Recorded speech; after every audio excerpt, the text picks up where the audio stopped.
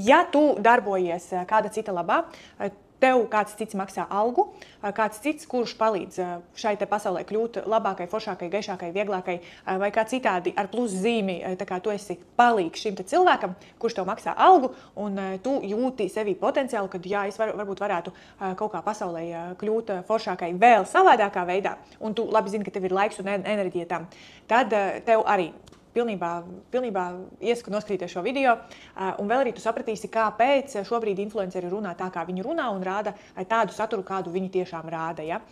Tu mācies lasīt starp rindiņām pēc šī video noskatīšanās.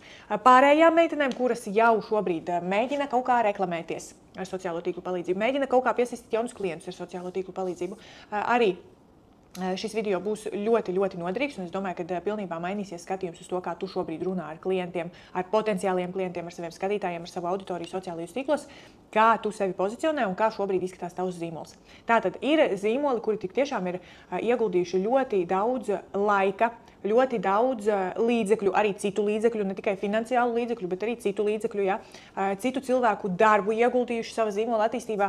Un tātad šie zīmoli ir atpazīstami, ir cieņā, cilvēki šos zīmolus atpazīst, ciena un ir gatavi maksāt tieši tik, cik šis zīmols prasa par saviem produktiem, par saviem pakalpojumiem, par to, kur tu redzi vērtību šajos te produktos vai pakalpojumos, tu esi gatava piemaksāt, jo tu šo te zīmolu cieni, tu zini, ka šis zīmols ir tā vērts, lai tu veiktu šo te savu ieguldījumu. Tas ir visvienkāršākais veids, kā tikt pie šīs te enerģijas. Un tu esi gatava šo te enerģiju ņemt par tādu samaksu, kādu šis te zīmols prasa. Vai tā šobrīd ir ar taviem klientiem? Vai tavi klienti šobrīd kaulējās ar tevim? Vai tavi klienti jautā, cik tas maksās, un pēc tam pazūd, ja? Un pēc tam pazūd ar galiem? Vai tavi klienti ir jāpierunā uz pirkumiem, uz procedūrām, vai tomēr šie klienti tevi uzmeklē paši? Ja tu vēlies, lai tu kļūtu par zīmolu, kuru vismaz ciena, tad tev ir šī cieņa jānopelna.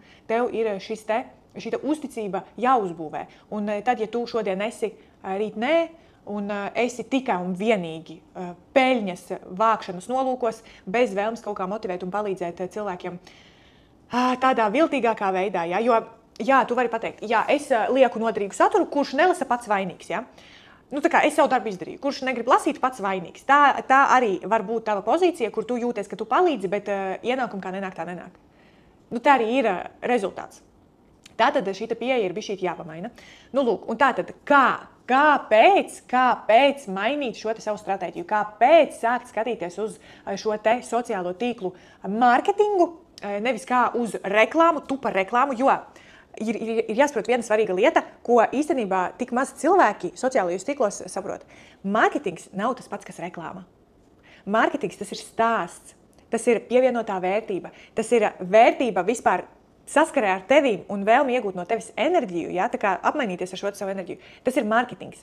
Reklāma ir tas, par ko tu samaksā naudu un kas nestrādā, kas nenes tev klientus. Tā ir reklāma. Mārketings ir tas, kas ilgtermiņā tev pilnīgi garantē pilnīgi citu līmeni, dzīves līmeni. Ja? Un ir jāsaprot, ka šeit savs labākais draugs sev esi tu tikai tad, ja tu ej šajā te mārketinga kampaņā, šajos sociālajos tīklos, nevis kā pārdevējs, tirgotājs, tiešā labuma guvējs un iekasētājs, bet kā cilvēks, kā personība, kā mamma, kā sieviete, kā sieva, kā sabiedrības loceklis, kā cilvēks, kurš palīdz sabiedrībai kļūt aizvien foršākai ar katru dienu.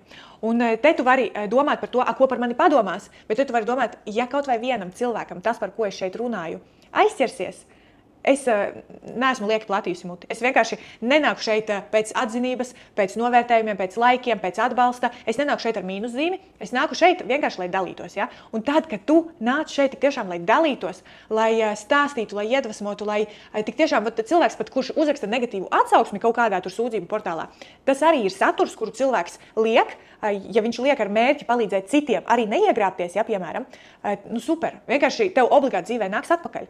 Bet ja tu nāc vienkārši tāpēc, ka tev kaut kas neiepatikās konkrēti, tev neizdabāja konkrēti, tavas domas nenolasīja, un tu vienkārši gribi nomelnot otru cilvēku, tad par to tev, protams, ka nenāks atpakaļ. Ja? Un šeit mēs nedomājam par to, kā diez, kuram tas patiks, kuram tas nepatiks. Šeit mēs domājam vairāk par to, kā mēs palīdzam otram cilvēkam arī neiegrābties, kā mēs palīdzam otram cilvēkam varbūt kaut kādā veidā izvairīties no kaut kādas neforšas pieredzes dzīvē. Ja?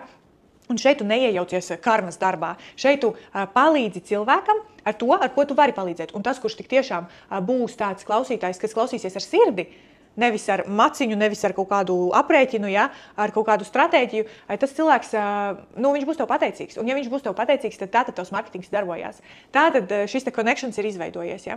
Un te gala rezultātā tāpat tās mērķis ir tā kā nopelnīt, ja, bet mēs dzīvojam fiziskajā pasaulē, kurā enerģijas apmaiņa var notikt, šādā te veidā, šādā te līmenī. Ja mēs esam, piemēram, viena līmeņa cilvēki, mēs apmēram katrs esam savā vietā, mēs labi zinām, ka mēs varam apmainīties ar idejām, ar insaitiem, ar kaut kādām domām, ar pieredzēm. Mēs ar to apmainamies un nevienam nepaliek ne labāk, ne sliktāk. Mēs vienkārši apmainījāmies ar domām. Tādā kā podkāsta formātā, ja? Tādā formātā, kur vienkārši mums katram ir savs skatījums uz dzīvi, katram savu pieredzi, katram savs viedoklis. Bet tad, ja cilvēks nāk pie tevis ar vēlmi kaut ko iegūt, ja viņš nāk pie tevis ar cerībām uz kaut kādiem uzlabojumiem, kaut kādā savā dzīves sfērā, tad to nedrīkst dot bez maksas. Ja tev ir kaut kāda pieredze, kaut kādas zināšanas, kaut kas tāds, kur tu jūties, ka tu varētu palīdzēt otram cilvēkam ar to, tad tas ir jādara. Tad tas ir jādara kaut vai tā, kā es to tagad daru.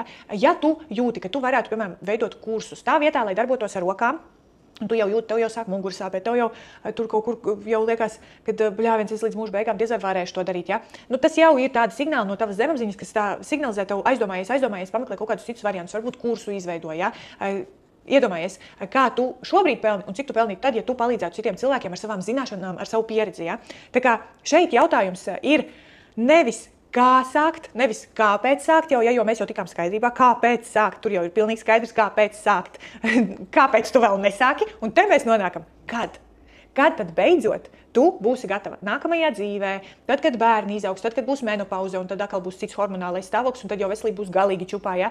Vai tomēr tu esi gatava sākt tad, kad viss vēl šķiet, ka ir ok, un tā īsti nav ko mainīt, ja? Tad, kad viss ir ok un liekas, ka īsti nav ko mainīt, tas ir vissuperīgākais laiks, kad kaut ko mainīt. Tā es parasti lietas kārtoju savā dzīvē. Es arī neesmu nekāds pareģis un nevaru ieskatīties nākotnē, bet es vienkārši prognozēju un domāju, kā būs, ja es atstāšu, kā ir tagad, un ko es tagad varbūt varētu darīt lietas labā, lai tas neforšais scenārijs nerealizētos, lai tas nepiepildītos. Un te tu vienmēr esi soli priekšā tām neforšajām lietām, kas ar tevi potenciāli varētu notikt, tad, ja tu dzīvot ar klapēm uz acīm.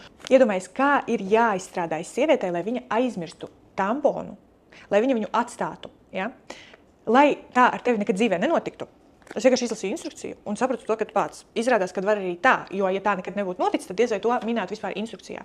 Tātad, lai tā nekad nenotiek, lai tu nekad nenostrādājies tik tālu, ka tev pilnīgi jau ir tādas fiziskas lietas, pilnīgi jau paliek otrajā plānā, un tu jau sāc kļūt neuzmanīga pret savu ķermeni. Ja tu jūti, ka tu kļūsti neuzmanīga pret savu ķermeni, vislabākais ir izmēģināt kādu askezi, jo askeze vienmēr atgriež tevi ķermenī, un tad, kad tu, piemēram, gatavojies kaut ko darīt vai nedarīt askezes ietvaros, tad tu savienojies atkal ar savu ķermeni, tu atslēdz prātu un tu sajūti. Un tajā laikā ir vislabāk saprast, ka kaut kas dzīvē ir jāmaina, un parasti cilvēki tieši pēc askezēm vai askezes laikā pieņem ļoti svarīgus lēmumus, kas viņus tiešām viņu dzīves izmaina posmos pirms un pēc, tāpēc, ka tad tu saproti, kas tev patiešām ir svarīgi. Ja?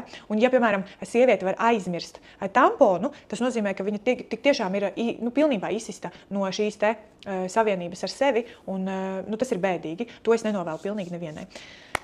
Jā, kaut kā tā. Es ceru, ka šis tevi nedaudz iedvesmoja, un galvenais ir saņemties un saprast, kad tad beidzot būs tā īstā dzīve, kur tad es beidzot pa īstam dzīvošu.